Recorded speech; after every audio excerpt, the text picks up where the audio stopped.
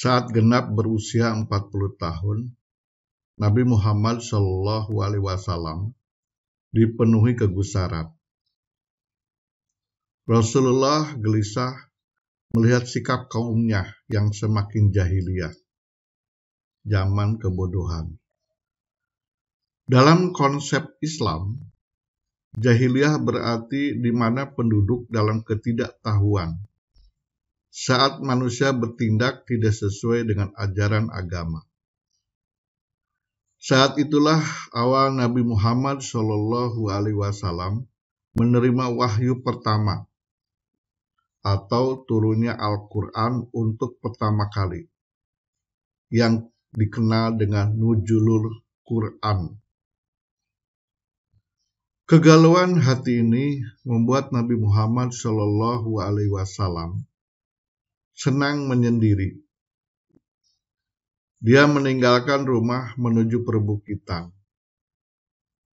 Nabi Muhammad SAW lalu menyepi di Gua Hira. Di sana Rasulullah beribadah dan berdoa sesuai ajaran agama Ibrahim yang menyembah Allah Subhanahu wa Ta'ala. Pada suatu hari, tepatnya 17 Ramadan, bertepatan 6 Agustus 610 Masehi, datang malaikat Jibril untuk menyampaikan wahyu pertama.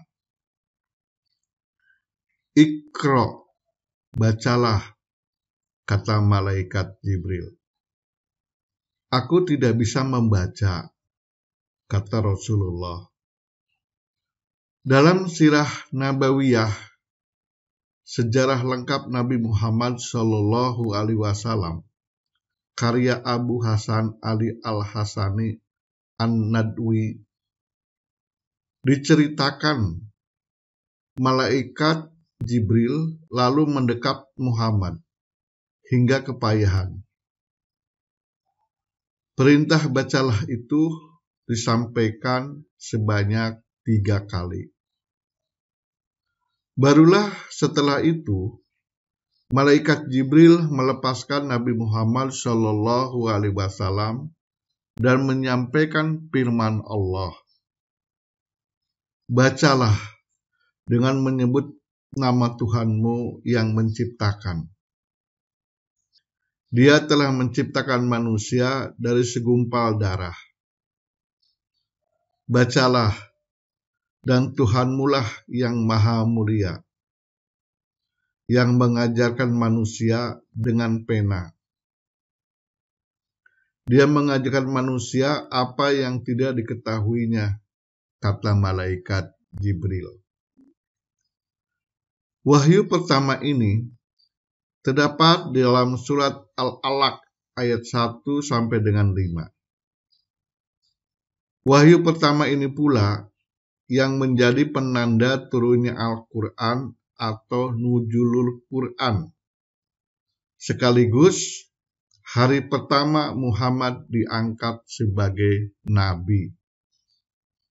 Setelah menerima wahyu, Rasulullah pulang ke rumah dengan ketakutan.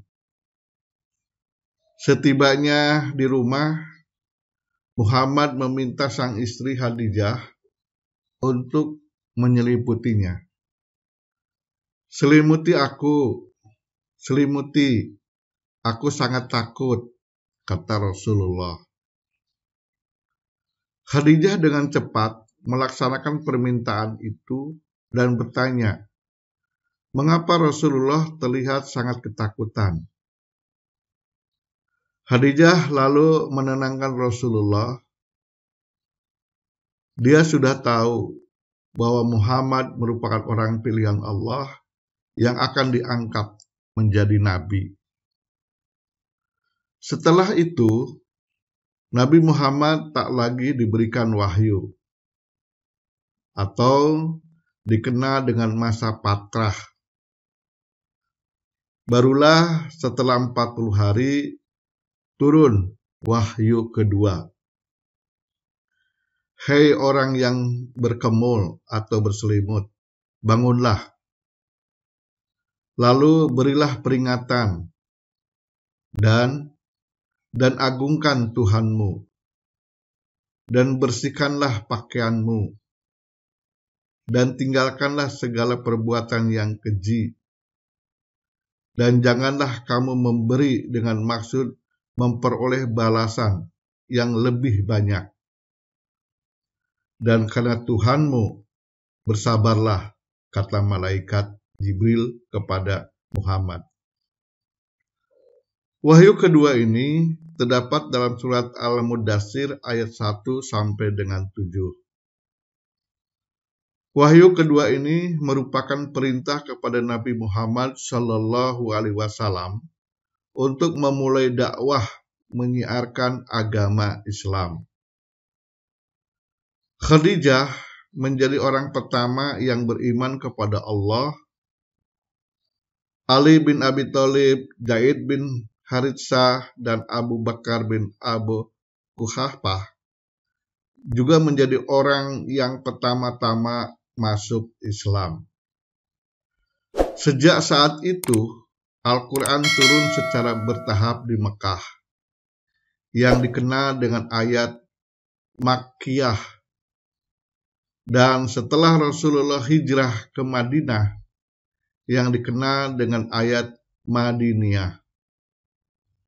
Hingga wahyu yang terakhir turun adalah surat Al-Maidah ayat 3 saat Nabi Muhammad SAW melakukan haji wada atau haji terakhir di Padang Arafah. Wahyu-wahyu itu kemudian disusun menjadi Al-Quran yang dijaga oleh Allah Subhanahu wa Ta'ala. Dari kisah wahyu pertama dan nuzul Quran ini dapat dipetik sejumlah hikmah dan pelajaran. Pertama, Allah meminta umatnya untuk membaca, karena membaca merupakan sumber ilmu. Kata Iqra mengandung perintah untuk membaca, yang merupakan jendela pengetahuan. Kata Muhammad Sirjin dalam tafsir Al-Fatihah dan Juz Amma. Dari wahyu pertama ini pula diketahui sumber ilmu pengetahuan berasal dari Allah yang Maha Pandai.